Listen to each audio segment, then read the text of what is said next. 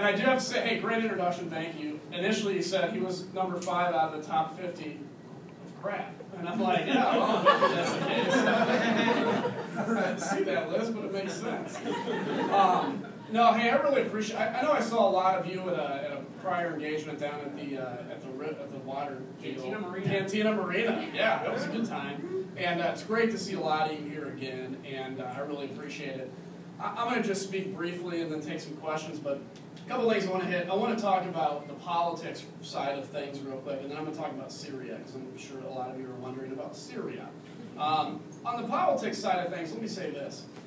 There is a kind of huge permeating feeling that the Republican Party is done as a national party, right? I hear that all the time when I'm back home. People say, yeah, you know, because of all these issues, Republican parties are done, and we can never mount a comeback. I think it's changed a little bit, but I got that right after the election, and I think that's ludicrous. I frankly think that the Republican Party is going to be the party that's going to come back in a huge way in 2016. But let me say this.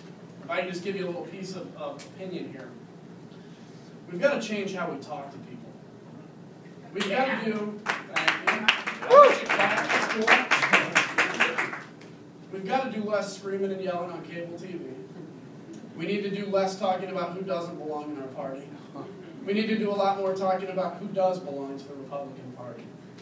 And my good friend Arthur Brooks made a great point, and I've tried to change my messaging on this. You know, look, 30% of Americans can watch, I was just on O'Reilly, and 30% of Americans can watch O'Reilly and cheer and scream and say, yeah, go get them, you know, go tell the president where to go and everything else.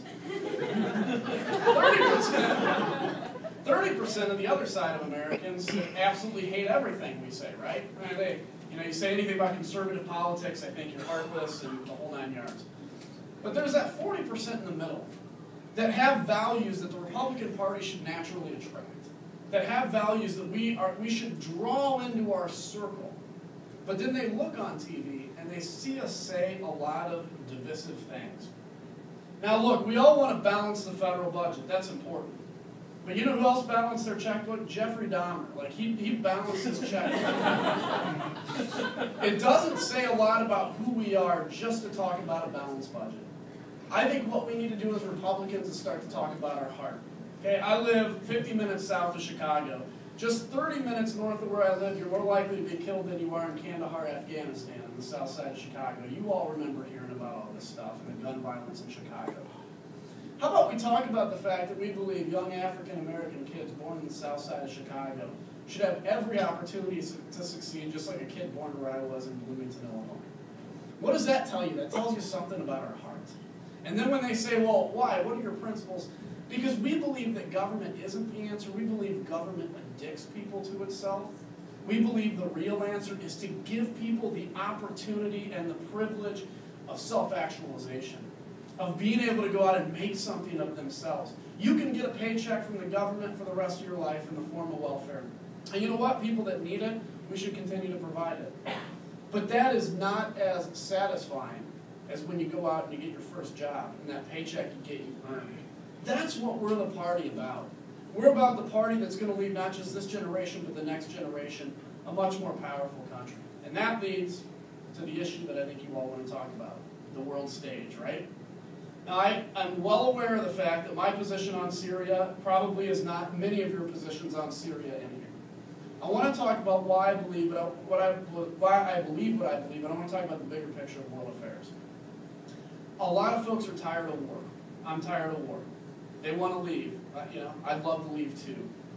But there's a reality out there in the global stage that somebody is going to be the influencer of the world. You look at the history from the beginning of, you know, the Big Bang to today, or you look at like all human history, and there's always been somebody that has kind of managed the affairs of the globe, the most powerful country.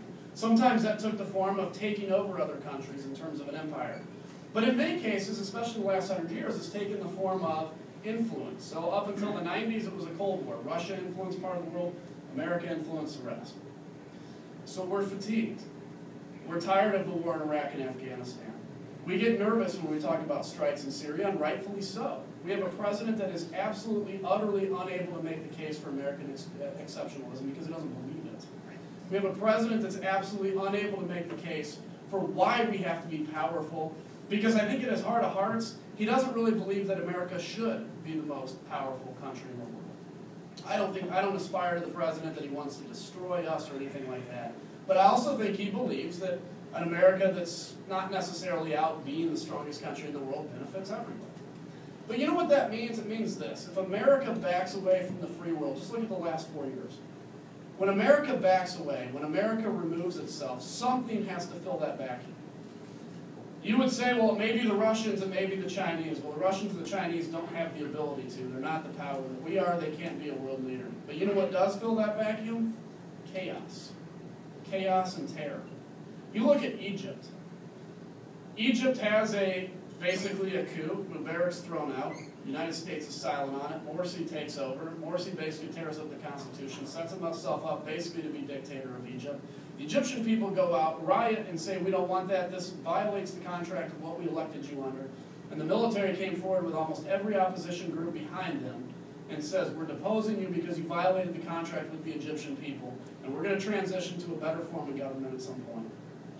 You know what happened that day? President Obama was playing golf, and Kerry was on his yacht. And if you don't think that matters, I talked to an ambassador from a country around there who was steaming mad because he said that picture of your president golfing and your Secretary of State on his yacht sent reverberations throughout Egypt that America doesn't care. And what happens when people think America doesn't care? Chaos. Now let's talk about the situation in Syria.